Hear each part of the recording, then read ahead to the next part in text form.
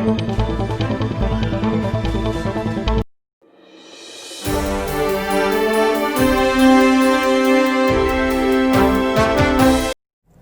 کی تحصیل خرپن آتن شاہ میں ثانیہ IPS کے شہداء کی یاد میں پاکستان زندہ آباد موومنٹ کے زیر اہتمام ریلی نکالی گئی۔ ریلی کے شرکاء نے ککڑ سے خرپن آتن شاہ تک 22 کلومیٹر پیدل مارچ کرتے ہوئے پاکستان پریس کلب کے سامنے احتجاجی مظاہرہ کیا۔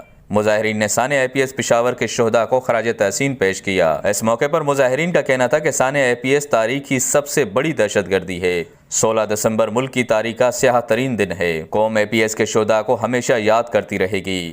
دشمنوں نے ہمارے جو بچے شہید کیے تھے پشاور میں، اور ہم ان کی ماؤں کو سلام پیش کرتے ہیں کہ انہوں نے اپنے بچے پاکستان پہ قربان کر دیے۔ 2014 میں جو سانحہ ہوا تھا 150 سے زائد شہید ہوئے تھے، جس میں بچے، معصوم، ٹیچرز، کتنوں نے قربانیاں دی تھی۔ ہم ان کے والدین کو خراج تحسین پیش کرتے ہیں اور پاک آرمی کو سلام پیش کرتے ہیں، جنہوں نے دہشت گردوں کو منہ توڑ جواب دیا۔